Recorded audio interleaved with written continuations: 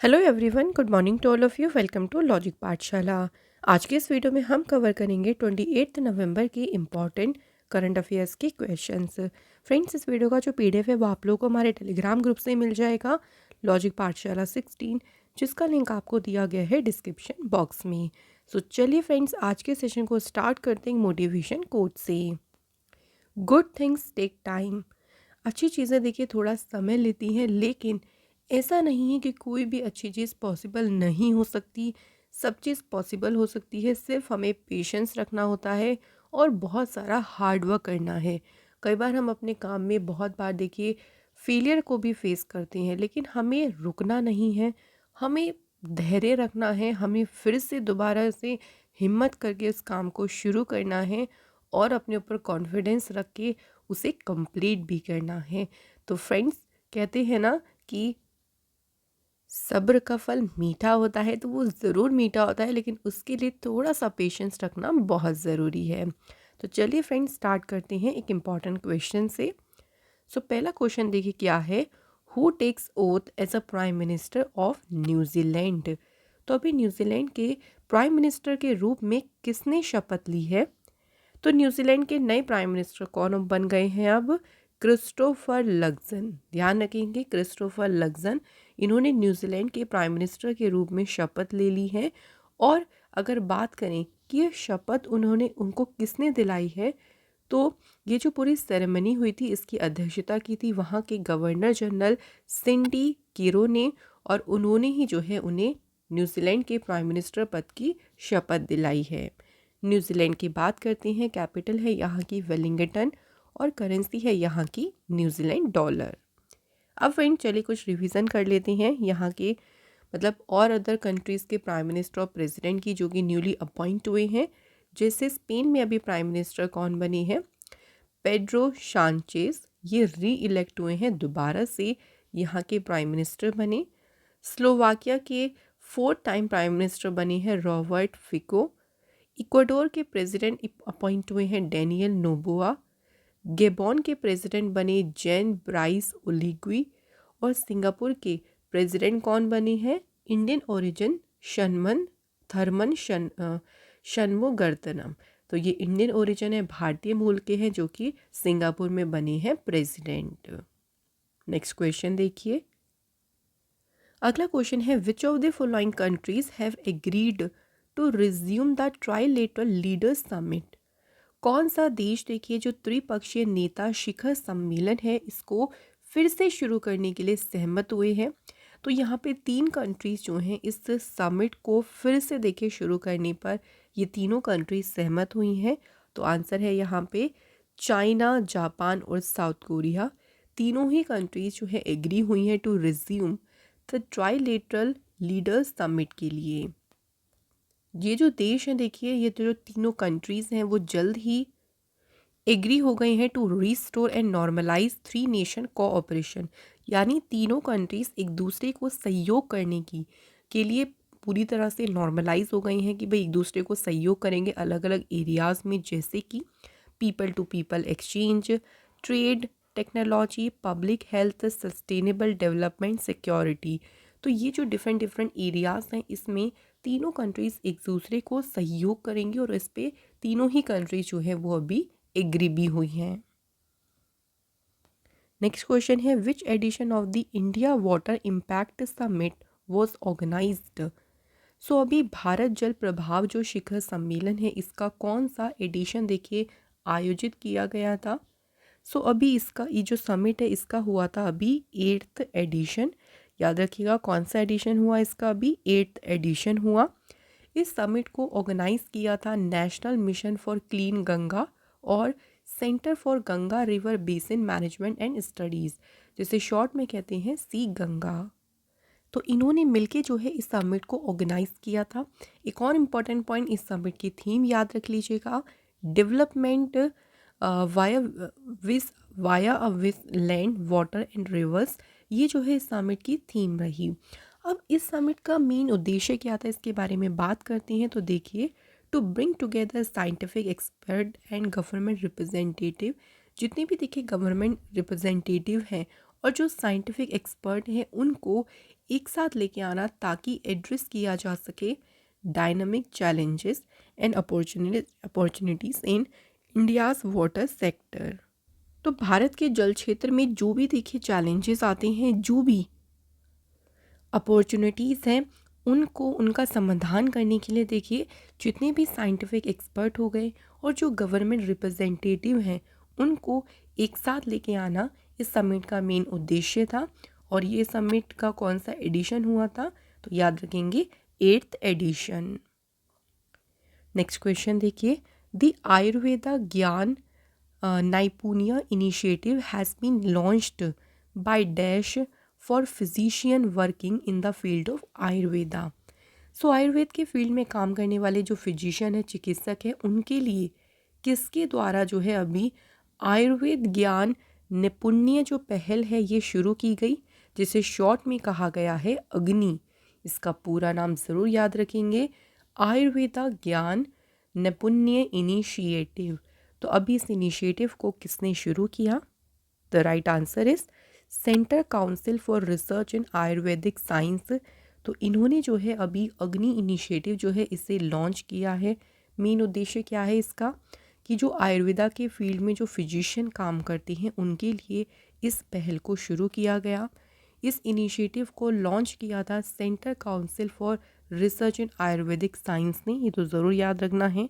इसका मेन उद्देश्य देखिए क्या है, to conduct research to mainstream practical practices through scientific validation and evidence based evaluation.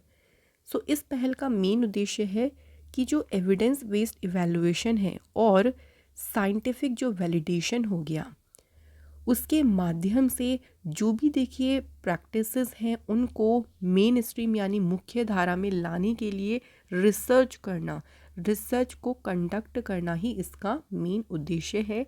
और इसी उद्देश्य से इस पहल को शुरू किया गया है। नेक्स्ट क्वेश्चन देखिए, mission Daksh will be launched by which state government. So बात करते हैं मिशन दक्ष की, ये किस राज्य सरकार के द्वारा ये मिशन शुरू किया जाएगा? सो इसे शुरू करेगी बिहार गवर्नमेंट। मिशन दक्ष जो है इसे 1 दिसंबर को लॉन्च किया जाएगा। और देखिए जो बच्चे स्कूल्स में पीछे छूट गए हैं अपने साथियों से, उनको वापस देखिए आगे लाने के लिए इस मिशन को लॉन्च किया जाएगा। इसका मेन उद्देश्य क्या है इस मिशन का, to provide individual attention to academically weaker student. भाई स्कूल्स में जो बच्चे देखिए वीक हैं, जो पीछे जो छूट गए हैं, उन पे हर एक बच्चे पे इंडिविजुअली अटेंशन उनको देना, यही इस प्रोग्राम का मेन उद्देश्य है। और फ्रेंड्स बात करते हैं बिहार की। तो बिहार की स्थापना हुई थी 22 मार्च 1912 को। कैपिटल है पटना, चीफ मिनिस्टर है नीतीश कुमार, गवर्नर है राजेंद्र विश्वनाथ अर्लेकर।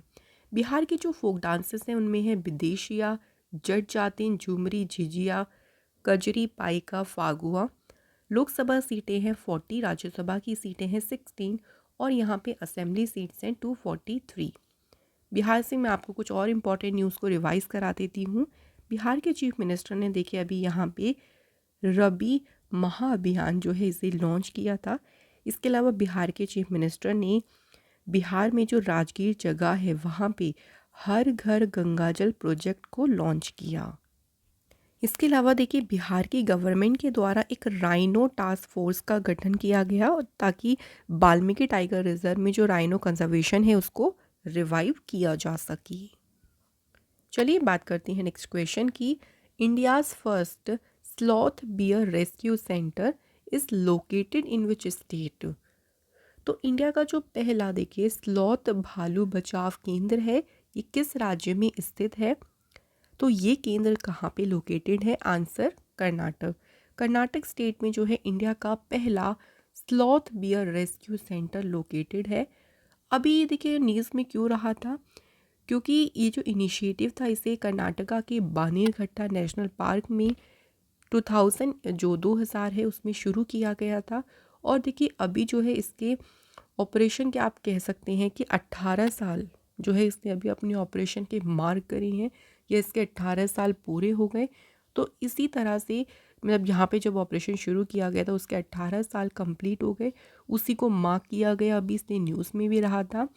ये जो स्लॉथ बियर रिहैबिलिटेशन सेंटर है, ये इस तरीके का पहला ऐसा सेंटर है जहाँ पे स्लॉथ बियरर जो है उनको रेस्क्यू, मतलब जो रेस्क्यू किए जाते हैं जितने भी स्लॉथ बियर, उनके लिए एक सेंटर है पूरा पूरा ही। देखिए उनका उनको यहाँ पे बहुत अच्छे से उनकी केयर की जाती है, बहुत अच्छे से उनका देखभाल जो है उनका किया जाता है। तो उसके लिए पूरा एक रिहैबिलिटेशन ये सेंटर है जो कि लोकेटेड है कहाँ पे, कर्नाटका स्टेट में।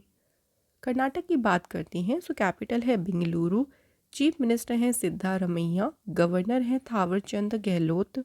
कर्नाटका के इम्पॉर्टेंट टेम्पल हैं विरूपाक्ष और गोमतेश्वरा। कर्नाटका का फोक डांस कौन सा है, याद रखेंगे, बहुत ज़्यादा एग्जाम में पूछते हैं, ये है यक्षगान। बात करते हैं कर्नाटक के इम्पॉर्टेंट नेशनल पार्क की, तो देखिए बांदीपुर है यहाँ पे, बानेरघट्टा, कुंद्रेमुख, नागरहोल नेशनल पार्क और अंशी नेशनल पार्क। अब बात करते हैं कर्नाटक से कुछ करंट अफेयर्स न्यूज़ की। तो अभी कर्नाटक सरकार ने डॉक्टर पुनीत राजकुमार हृदय ज्योति योजना को लॉन्च किया था। प्राइम मिनिस्टर मोदी जी ने देखिए अभी कर्नाटक स्टेट में शिवमोगा एयरपोर्ट जो है इसको इनॉग्रेट किया। कर्नाटक के चीफ मिनिस्टर ने गृह लक्ष्मी स्कीम जो है इसको लॉन्च किया था। इसके अलावा गृह लक्ष्मी से ही याद रख लीजिएगा, एक और स्कीम ऐसी ही है जो कि है गृह ज्योति योजना। नेक्स्ट, कर्नाटक सरकार ने बेंगलुरु में 108 नम्मा क्लिनिक्स जो हैं इन्हें लॉन्च किया। इसके अलावा फ्रेंड्स, कर्नाटक सरकार ने जो है सांस कैंपेन को शुरू किया था और इसकी फुल फॉर्म याद रखना, social awareness and action to neutralise pneumonia. तो इसे सक्सेसफुली लॉन्च किसने किया था, कर्नाटक गवर्नमेंट ने। नेक्स्ट क्वेश्चन की बात करते हैं। The 2023 Booker prize has been presented to dash for the novel prophet song. अब देखिए नोवेल का नाम हमको दे दिया, ये पूछा है कि इस नोवेल के लिए 2023 का बुकर प्राइज किसे दिया गया है। तो ये किसे मिला है, याद रखना, पॉल लिंच। एक और क्वेश्चन यहाँ से बन सकता है कि 2023 के लिए जो बुकर प्राइज मिला है पॉल लिंच को, उनके किस नोवेल के लिए उन्हें ये मिला। नोवेल का नाम भी यहाँ पे इम्पॉर्टेंट होता है, तो याद रखना इन्हें मिला है प्रॉफिट सॉन्ग नोवेल के लिए। जो पॉल लिंच हैं देखिए ये 5th आयरिश राइटर हैं जिन्होंने बुकर प्राइज ये जीता है। देखिए तो ये 5वें आयरिश लेखिका हैं। और अगर हम बात करते हैं लास्ट आयरिश राइटर जिन्होंने बुकर प्राइज जीता, वो कौन थे, एना बर्न्स। कब जीता था, 2018 में। उसके बाद 5th आयरिश राइटर कौन बनी, पॉल लिंच। ठीक है, याद रखना, वेरी इंपॉर्टेंट क्वेश्चन। इसी के साथ फ्रेंड्स बात करते हैं कुछ और इम्पॉर्टेंट अवार्ड्स की जो भी आपके रिसेंट में दिए गए हैं। तो देखिए रमन मैग्सेसे अवार्ड किसे मिला, डॉक्टर रवि कनन को। वर्ल्ड इनोवेशन अवार्ड किसे मिला, डॉक्टर शांता थोटम को। Doctor VG Patel memorial award किसे मिला, Satyajit Majumdar. Doctor AM Gokhale award ये मिला ब्रिगेडियर संजय कुमार मिश्रा को। Lifetime achievement award academia, ये अवार्ड मिला नज़मा अख्तर को। And Norman Borlaug field award किसे मिला, डॉक्टर स्वाति नायक को। सो फ्रेंड्स यहाँ पे आज के हमारे सभी इंपॉर्टेंट करंट अफेयर्स के क्वेश्चंस कंप्लीट हो गए हैं। अब बात करते हैं स्टैटिक जीके के क्वेश्चंस की। पहला क्वेश्चन देखिए, in which year was Pulitzer prize stabilized. So जो पुलित्ज़र प्राइज है इसकी स्थापना किस वर्ष की गई थी, तो करेक्ट आंसर है 1917, 1917 में पुलित्ज़र प्राइज जो है इसकी शुरुआत हुई थी। पुलित्ज़र प्राइज जो है इसका नाम रखा गया था जोसेफ पुलित्ज़र जो थे उनके नाम पर जो है इस अवार्ड का नाम रखा गया। अब बात करते हैं कौन कौन सी फील्ड में ये अवार्ड दिया जाता है। तो ये प्राइज़ जो है ये दिया जाता है newspaper, magazine, online journalism, literature, musical composition. तो इन सभी एरियाज़ में जो भी अच्छी अचीवमेंट्स किसी ने हासिल की है तो उन्हें दिया जाता है पुलित्ज़र प्राइज़। अगला क्वेश्चन देखिए, who is the first Asian winner of Nobel prize. तो नोबेल पुरस्कार के जो पहले एशियाई विजेता कौन थे? Right answer is Rabindranath Tagore. So Rabindranath Tagore ji जो हैं वो एशिया के पहले एशियन थे जिन्हें नोबेल प्राइज़ मिला था। और इन्हें नोबेल प्राइज़ जो दिया मिला था वो ध्यान रखेंगे कब मिला था, 1913 में। और इसके अलावा अगर बात करें सीवी रमन की, तो इन्हें नोबेल प्राइज़ कब मिला था, 1930 में। मदर टेरेसा को कब मिला था, तो ये भी याद रख लीजिएगा, 1979 में। ओके। और रविंद्रनाथ टैगोर जी को लिटरेचर के फील्ड में मिला था नोबेल प्राइज़। अगला क्वेश्चन देखिए, in which year was the Bharat Ratna instituted. Bharat Ratna जो है इसकी शुरुआत किस वर्ष की गई थी? भारत रत्न जो है वो इंडिया का देखिए हाईएस्ट, एक तरीके से प्रेस्टिजियस ऑनर है, हाईएस्ट सिविलियन अवार्ड है हमारे देश का। और इसकी शुरुआत कब हुई थी, 1954 में। सो 1954 में शुरुआत हुई थी भारत रत्न की। और फ्रेंड्स अगर हम बात करते हैं कि 1954 जब इसकी शुरुआत हुई थी तो सबसे पहली बार भारत रत्न किसे दिए गए थे, तो उनके नाम भी याद रखिएगा। सबसे पहले सी राजगोपालाचारी, इसके अलावा Sarvepalli Radhakrishna and C V Raman. तो इन्हें सबसे पहले जो है भारत रत्न से सम्मानित किया गया था 1954 में। और अगर हम बात करते हैं सबसे लेटेस्ट जो भारत रत्न जो है सबसे लास्ट कब दिए गए थे, तो 2019 में देखिए भारत रत्न सबसे लास्ट बार दिए गए थे। उसके बाद अभी भारत रत्न की अनाउंसमेंट नहीं हुई। 2019 में किन्हें किन्हें मिला था, तो ये भी याद रखना है। नंबर 1 प्रणब मुखर्जी, इनके अलावा नानाजी देशमुख जी को भी मिला था और भूपेन हजारिका। तो इन तीनों को सबसे अभी लेटेस्ट आप ये भी बोल सकते हैं कि सबसे लास्ट जो भारत रत्न था वो इन तीनों को दिया गया था 2019 में। Next question, in which year the Danish east India company was formed. So Danish east India जो कंपनी है इसकी स्थापना किस वर्ष हुई थी? द राइट आंसर इज 1616 में, 1616 में डेनिश ईस्ट इंडिया कंपनी की स्थापना हुई थी। अगला क्वेश्चन है, what was the name of the first newspaper to announce the partition of Bengal on July 6, 1905। तो बंगाल के विभाजन की घोषणा करने वाला पहला जो न्यूज़पेपर था उसका नाम क्या था? सबसे पहले अनाउंसमेंट किस न्यूज़पेपर ने करी थी? संजीवनी ने। तो ध्यान रखेंगे संजीवनी इसकी 1883 में कृष्णा किशोर कुमार मित्र ने एक बंगाली जर्नल को शुरू किया था और उसे नाम क्या दिया था उन्होंने? संजीवनी। सो फ्रेंड्स यहाँ पे आज के हमारे सभी इंपॉर्टेंट क्वेश्चंस हो गए हैं कंप्लीट। अब चलिए हम लोग कल के क्वेश्चंस को रिवाइज कर लेते हैं। तो पहला क्वेश्चन है, किस देश ने अभी अपनी एम्बेसी को इंडिया में परमानेंटली क्लोज कर दिया है? तो ये किस कंट्री ने किया है अभी? Answer is Afghanistan. Next question है, which has become chair of the international sugar organization for 2024 to lead the global sugar sector. तो इसका अध्यक्ष अभी कौन सा देश बना है? Answer is India. नेक्स्ट है, India and which of the following sign a MoU to build a robust supply chain and support innovation in semiconductors. तो इसके लिए अभी इंडिया और यूरोपियन यूनियन ने एक एमओयू साइन किया। Who became the first prime minister जिन्होंने fly किया इंडिजीनियसली लाइट कॉम्बैट एयरक्राफ्ट जिसका नाम है तेजस। तो तेजस को उड़ाने वाले पहले प्रधानमंत्री कौन बने? Prime minister Narendra Modi ji. Next है, Rajkumar Kohli died at the age of 95, he was a renowned dash. तो वे प्रसिद्ध कौन थे? तो ये थे प्रसिद्ध फिल्म डायरेक्टर।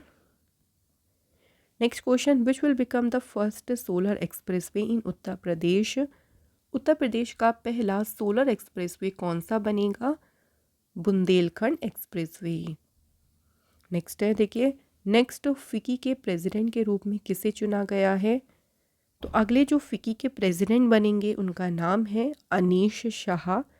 फिकी की स्थापना हुई 1927 में और फिकी का हेडक्वार्टर जो है वो है न्यू दिल्ली में। सो फ्रेंड्स कंप्लीट हो गए यहाँ पे हमारे सभी क्वेश्चंस। कल आप लोगों से फ्रेंड्स हमने जो क्वेश्चन पूछे थे उनमें फर्स्ट क्वेश्चन था हमारा कि एको जो कंपनी है उसके ब्रांड एम्बेसडर कौन बने थे, तो आंसर इज़ आर माधवन। और सेकंड क्वेश्चन था फ्रेंड्स कि बंगाल ने, वेस्ट बंगाल ने अपना ब्रांड एम्बेसडर किसे बनाया, the answer is Sourav Ganguly. So thank you friends, आप सभी के बिल्कुल सही आंसर हैं दोनों क्वेश्चन के। सो आज के हमने कमेंट इंक्लूड करे हैं Ashish and Pradeep Das. Thank you both of you. अब बात करते हैं आज के क्वेश्चंस की। तो पहला क्वेश्चन देखिए क्या है टेस्ट का।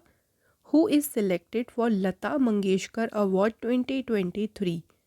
2023 के लता मंगेशकर अवार्ड के लिए किसे चुना गया। और दूसरा क्वेश्चन है जो मिलिट्री एक्सरसाइज है मित्र शक्ति, ये इंडिया और कौन सी कंट्री के बीच में ऑर्गेनाइज हुई। तो फ्रेंड्स इनके आंसर आपको हमें बताने हैं कमेंट बॉक्स में। इसी के साथ डेली करंट अफेयर का सेशन यहाँ पे होता है कंप्लीट। अगर आपको ये सेशन अच्छा लगा हो तो प्लीज़ वीडियो को लाइक करें, शेयर करें ज़्यादा से ज़्यादा, एंड प्लीज़ चैनल को सब्सक्राइब ज़रूर करें। Thank you so much for watching this video.